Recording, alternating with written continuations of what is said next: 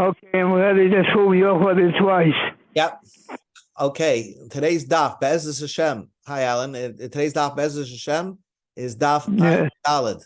And we're going to begin on daf Ayin Gimel Lamed Beis, right in the middle there. And we'll just do some easy catching up. Omer Rav Chizda. Rav Chizda said, there are three people who are believed right away. In other words, we learned yesterday that if you find an abandoned kid, let's say on Central Avenue, all right? So right away, if the parents come and say, it's my baby, right? Hold on. Right away, if the parents come and say, it's my baby, they are believed. But if you brought the baby to the hospital or was taken off the street, then the parents are no longer believed. And the kid has a din of an asufi, which means we learned yesterday that you can't, an asufi cannot marry into the regular Jewish world. Hi, Louis, we just began. Right. So Amar Rav Chizda, Ayin Gimel Lamed Beis, middle of the page. Amar Rav Chizda said, Shloishin Emonim La'alta. There are three people that are believed right away. When the event happens, if they say something, they're believed. Eilehein, the following are the list. Asufi, Chaya is a midwife, and someone who wants to exempt her friends. So the Gemara explains, Asufi Hoda Amram, we said it, we just mentioned it. And Asufi means that if you find an abandoned kid, the parents are believed right away to see it's our kid. But once the kid is taken off the street, right, then the parents come and claim their kid. We won't believe the parents that it's a valid kosher kid. Chaya, a midwife, is believed. The Tanya we learned to the Brisa. Chaya, a midwife. She's the only one in the room with the lady giving birth. And let's say the lady gave birth to twins. Chaya and Emenes Loima will trust the midwife to say, Zeh Yotzer Rishon, V'zeh Yotzer Sheni. This is the Bechar, the firstborn, and this is the secondborn. So, B'med Devar, remember, when do we believe the midwife and we trust her? Shalai Yotzer Savachazra. We know for sure that she didn't leave the room and return. She didn't leave the room for a moment because anything can happen. Babies could switch places. If she left the room and returned from the room, Ein and Emenes, she's no longer believed. So if she's always with the baby until she says testimony, then we believe her. Reb Lezer said, if she stayed in her spot, Nemenes, she's believed. Vimlav, if she moved from her spot, Ein and Nemenes, she's not believed. So Reb Lezer seems to be saying the same thing as the Tanakama, that the only time you believe a midwife is if she didn't move from her post. So by Benayah, what would be the difference between Rabbi Eliezer and the Tanakama? So the Gemara says, Ika Benayah the Hada Apple. Let's say she turned around. Let's say she stayed in the same room, but she turned around to answer a telephone. So then, according to Rabbi Lezer, well, she's still in this. She didn't stay in her spot. She actually turned around, so we wouldn't trust her anymore. But according to the Tanakama, the main point is that she didn't leave the room. And if she just turned her face, but she didn't leave the room, we'll still trust her. Then Pateris is Chavrisel. A woman could exempt her friends from being a nida. Mahi, what's that case? The Tanakh we learned in the Mishnah. Shalosh nashim, imagine 3 women, shayishenim b'mita achas. They're sleeping in one bed. V'nimtzas dam tachas achas man, and we find blood in the bed. So we don't know which one of the 3 are zanida. So the Mishnah says kulan tameas. They're all tamei. But bodka achas man v'nimtzas tameya. If one of them right away checked herself and she sees that the blood came from her, she took a wipe and she saw that the blood came from her. He tameya v'kulan tahiris. She's the tamei one, and she's all of them are tahar. Amar Rav Chizda said, how soon does she have to check herself? Not that she went home and checked herself. Shabbatka atzma kashir vesed. She checked herself as like a sheer vesed. That means that she checked herself right away. There was a cloth right on the windowsill, and she was able to grab it and check herself. And then we believe her. But once they disbanded, and then she went to the bathroom and she checked herself, then they're still all tamei. Tana Rabbana, a rabbi's taught. Let's say a midwife she's delivering 5 babies. One of them comes from the Kohen family. One comes from the Levi and Nosin and Mamzer, and she's the only midwife delivering all these babies. So Ne'emanis Chaya Loimer, we believe her to say, Zeh Kohen, this baby is a Kohen. Zeh Levi, this baby is a Levi. Zeh Nosin, this baby is a Nosin, which is a type of ger that was not allowed to marry Jews. Zeh Mamza, and this is a Mamza. When do we trust the midwife that nobody contested her? Avakara Lea Ar, but if somebody contested her and says, hey, you got it all wrong, Ein in the we no longer believe her.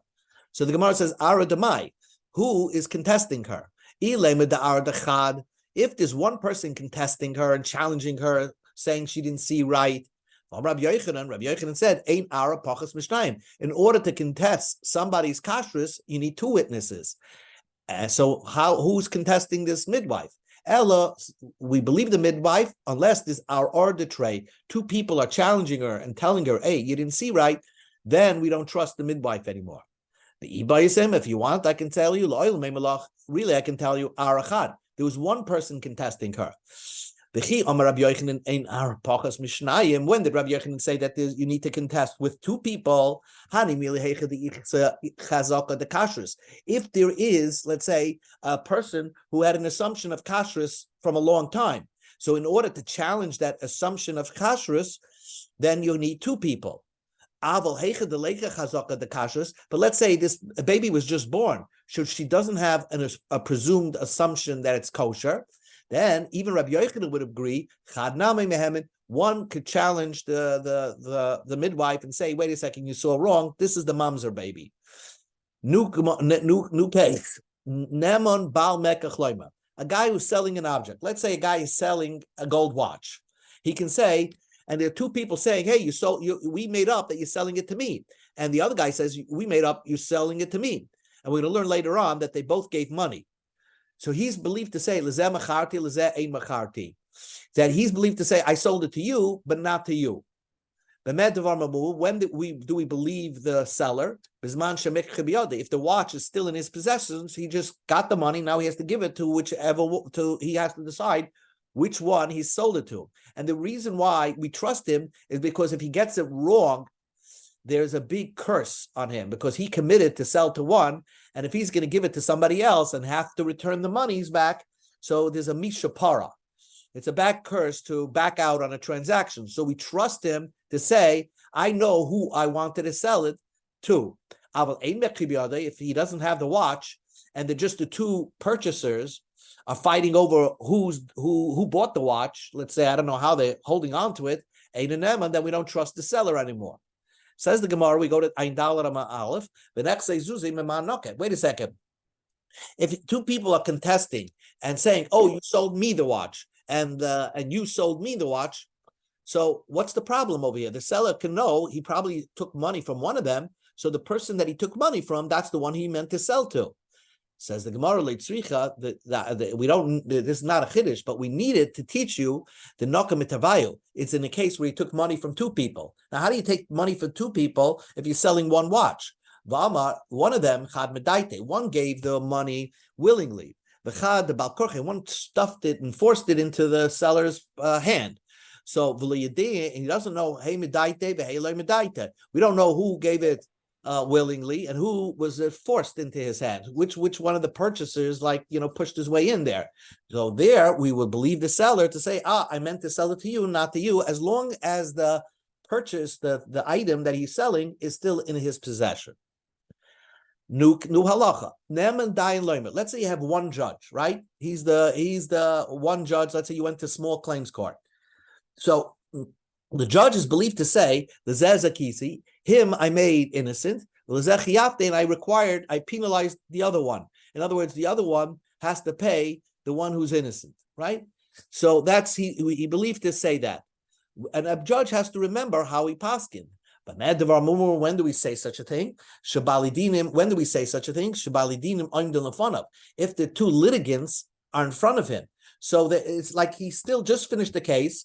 Maybe he started writing or doing something else, and they ask him who won the case. He didn't forget that just happened a few minutes ago. He'll say he won the case, he lost the case. But once they leave the courthouse, and then they ask him, "Do you know who won the case?" We won't trust the judge anymore. Ein in and he's not believed. Now this is a strange thing. So first of all, why do we need the judge to decide to tell us who won the case? The next day is let's see the paperwork. We'll see the piece of paper that the one who won the case, who's holding on to it. then the one that's holding on to it obviously won the case. We don't need the judge to tell us who won the case. And says the Gemara, like tzricha, the kriya zuchusaya, it was ripped up, and so therefore we don't. We don't know who won the case. So the Gemara asks a question. It's very odd to ask this question bisman azet, because to get a court date can take you over a year. But the Gemara asked this question: let's rejudge the whole case again. What's the problem over here? If we don't know who's innocent, who's guilty, who has to pay, let the judge rejudge the whole case. And answers the Gemara, we don't want that to happen. It's limited by a certain type of case, which we gave it under the discretion of the judge to decide. Sometimes there are certain cases that are so unclear that both litigants agree that the judge in his full discretion can decide who wins the case. So we don't want this to be redone, because if it's redone, perhaps the judge will side in a different way than he actually paskined in the first way. So therefore, the classic example of Shuda de Daine, if a guy says, let's say, the classic case is when a guy says, I'm giving all my possessions to Tuvia. Well, he didn't say which Tuvia. And so therefore, the two Tuvias go into the judge, and the judge has to determine which Tuvia was the guy on his deathbed more friendly with. So that's something, under the discretion of the judge. But maybe if he had to rejudge the case, he'll go with the other Tuvia.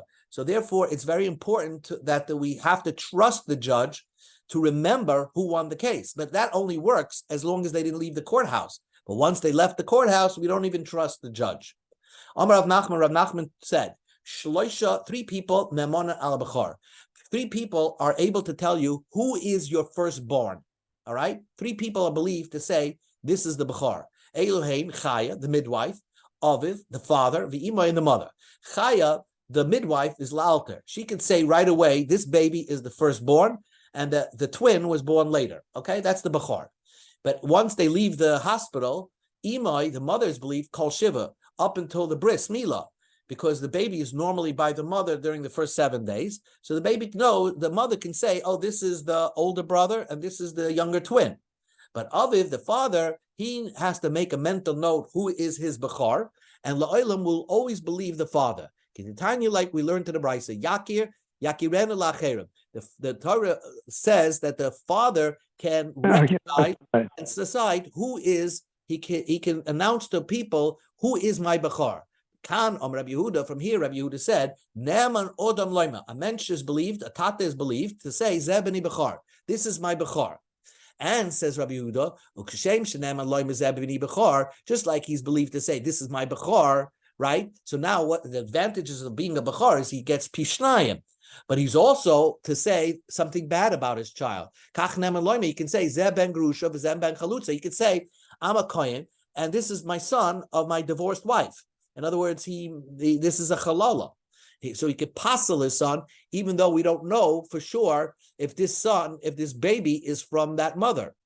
So he can make things good for his child, and he can make things bad for his child. The Chacham says, he's not believed to make things bad for his child. To say that your son is a halala, he's not a kohen, he's not a kohen with kedusha, that he can't do. He can only say, this is my bechar. Abashal hayakar l'shtuki beduki. Shtuki, we said in the Mishnah, is if let's say a single girl comes and she has a baby. So that baby, he asks her who her father is, and she's like hesitant to tell you. So the Chachamim said, even we don't trust her, and the Chachamim say that child is a shtuki and can never marry. That child cannot marry into the Beis Yisrael. He can only marry another shtuki. So the Gemara says, my shtuki, but Rabbi Shaul seemed to disagree. He called a shtuki beduki. Check it out. My beduki, what does it mean beduki?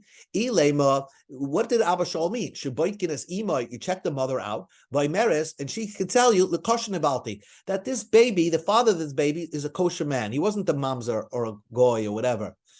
So we trust her, and that's why if she says and claims, I know who the father is, and he's a kosher, we'll believe her. Says the Gemara, come on, why would we believe her? Rabbi Gamliel, Abba Shaul holds like Rabbi Gamliel. We know already that we paskin like Rabbi Gamliel, that you trust the lady. And in fact, the Gemara could have said, the Mishnah should have said, Abba Shaul holds like Rabbi Gamliel. The Tanah we learned in the Mishnah in Ksubis, Hoisumu Baris, if a woman was pregnant, Va'amru, and they said, you're not even married. Ma tibushil ubazeh. What's the story behind this pregnancy? Amr Lahem, she says, Me'ish plaini v'kainu. I had relations with this person, and this kid is a kohen. I mean, the father is a kosher person. Rabbi Gamliel, Rabbi Lezer, Omer Nemenes. Rabbi Gamliel says that she's believed, and Rabbi Shua, Omer Loi Mepia Anachayim. We don't trust her. V'am Rabbi Yehuda Mishmuel, Halacha Rabbi Gamliel. That the halacha is like Rabbi Gamliel. So if she comes to the defense and says, I know for a fact who my husband, who's the father of this child, then we would trust her, because the halakha is like Rabbi Gamliel. And if Abba Shaul is saying the same thing, so then what is the chiddush of our Mishnah? What is Abba Shaul trying to say? Answers the Gemara, Abba Shaul is even more than Rabbi Gamliel. Chado lahak sheba. Rabbi Gamliel only gave a kosher to her. That means that she wasn't nivelis. You see, if she was a kohen and she had relations with a goy, she would never be able to eat truma anymore. But Rabbi Gamliel, since he says I only had relations with a kosher person, so then Rabbi Gamliel said you trust her and you machshir her. But Rabbi Abba Shaul said lahachsha bevita, that we trust her in regards to her daughter. And her daughter also is a kosher person who can marry into the Beis Yisrael, into the family of Yisrael, because we trust her. That's Rabbi Shaul is one step further than Rabbi Gamliel. Says the Gemara, if you understood Rabbi Gamliel, who only gave a hechsher to her, but not to her daughter, that makes perfect sense that Abba Shaul is adding on the daughter. Even Rabbi Gamliel gave a hechsher to the daughter. So Abba Shaul ma asalam shminim. What's Abba Shaul more than the? What is Abba Shaul more than the Rabbi Gamliel? And says the Gemara, Abba Shaul adifim with Rabbi Gamliel. Abba Shaul is even more than Rabbi Gamliel. Being hasem only from Rabbi Gamliel having been a hasem the roiv kasher and etzla by Rabbi Gamliel. The only time you trust her is if most people she could have relations with are kosher people. Let's say she lives in an all Jewish neighborhood, right? And there's no mamzers in that neighborhood. Most people are not mamzers. Or she's not an arusa, right? But let's say the right psula netzla. Let's say she lives in a neighborhood where there's only goyim. Well, let's say let's say she herself is an arusa, right? She's engaged. So everybody who has relations to her is not her husband. And most people not her husband. I would think you don't trust her anymore. Tzrichas, Abba Shaul says you trust her to such a degree that even if the surrounding area where she lives, people are puzzled, we'll trust her to say that she was niv'ela, she had relations with somebody kosher. Amar Rabba said, halacha Abba Shaul. This is a great thing. We paskin like Abba Shaul. So if a girl comes and says she has a baby, and they ask her who the father of the baby is, if she knows who the father of the baby is, and she says that's a yeshiva bacher, then we believe her. But if she doesn't know who the father of the baby, let's say she slept around, she can't definitively, honestly say who the father of the baby is, then that's a shtuki. Zok the Mishnah. Kol asurim lavei b'kol. The Mishnah says anybody who's not permitted to come into Kahal Hashem, not permitted to marry a Jewish girl, right, from the Beis Yisrael, mutar lavei zebezeh, can marry each other. For example, a mamzer cannot marry a bas Yisrael, right? But she can marry a mamzeres. They're mutter to marry each other, the same kind. Rabbi Yehuda Isa. Now, Rabbi Yehuda is strange because what Rabbi Yehuda says, a mamzer can't marry a mamzeres, so we have to understand what Rabbi Yehuda is trying to say. Rabbi Lezer says, vadem, and let's say a mamzer marrying a mamzeres, they're for sure both mamzers mutaris. That's a permitted marriage.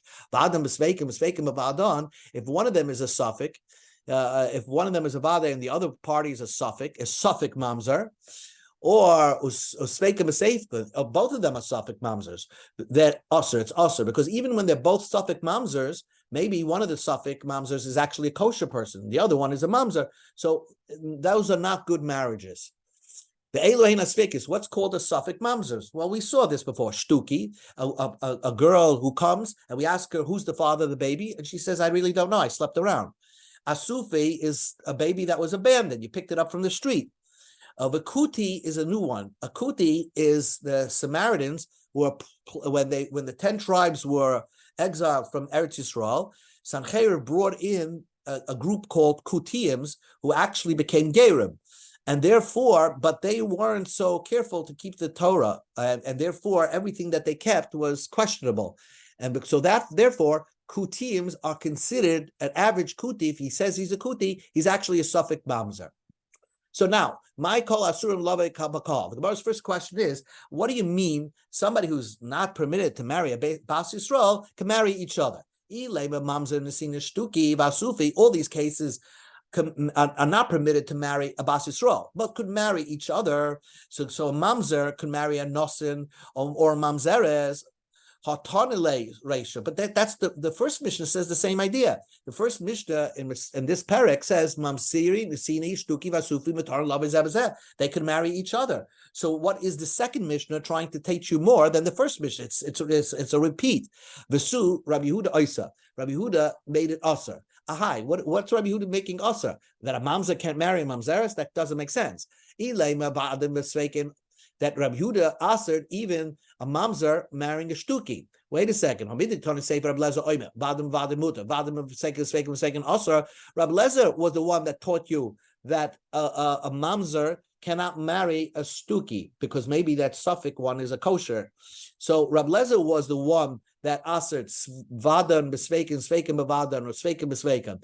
Michlal Rabbi Yehuda loisvirle, and maybe it must be that Rabbi Yehuda doesn't hold of this concept of answering a Suffolk mamzer with a regular mamzer. So what's Rabbi Yehuda talking about? So we have two questions. The Mishnah is repeating itself, and we don't understand what Rabbi Yehuda is talking about. If you want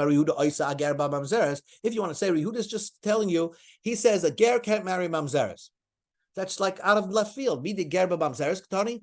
Does it say anything that a ger can't marry a mamzeres? That the Tanakama said the ger could marry a mamzeres? Comes along Rabbi Yehuda says ger can't marry a mamzeres. The Tanakama was talking about a regular mamzer. The Tanakama made no mention about a ger. So we have trouble understanding this Mishnah and the first line of the Mishnah and understanding what Rabbi Yehuda is trying to say. So the Gemara makes a few attempts till it comes to the right shot of the Mishnah. Rabbi Yehuda said, we go to Amid Beis, Hachi Kama, this is what the Mishnah is trying to say. Kol ha'asurim lavi b'kalkuna. If you have a lady, she can't marry a Kohen. Now, what type of lady can't marry a Kohen? So it could be a Gioris who became a Gioris when she was one years old. And she can't marry a what? And she can't marry a Kohen. And the Mishnah is telling you that she's permitted to marry the other person. She's permitted to marry a mamzer, right? She's not allowed to come into Kahal Hashem.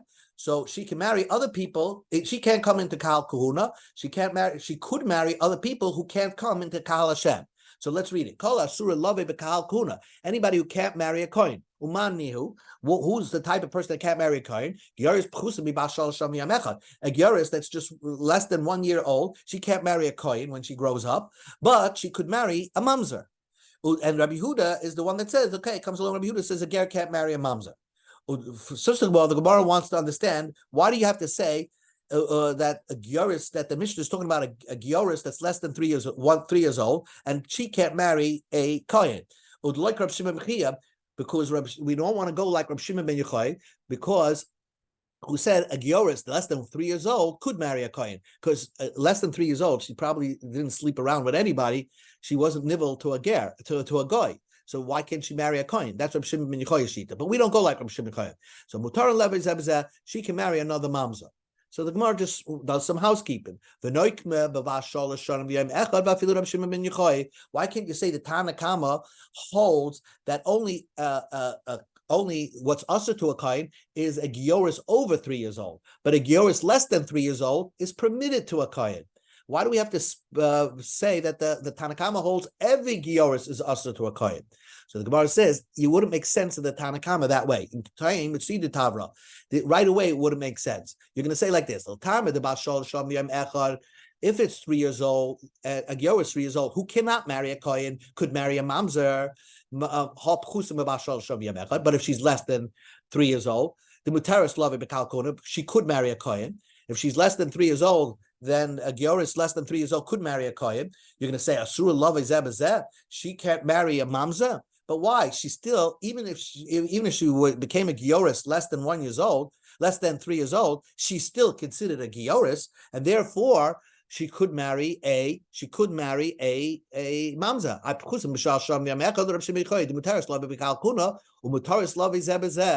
So she could marry a mamzer. So it wouldn't make sense. So basically, the way we have a girl who's less than a Gioris, no matter what, she can't marry a Kohen. Comes along the Mishnah and says, but though she can't marry a Kohen, she could marry a mamza. Comes along Rabbi Yehuda and says, no, she can't marry a mamza. A ger, no matter what, can never marry a Gioris cannot marry a mamza.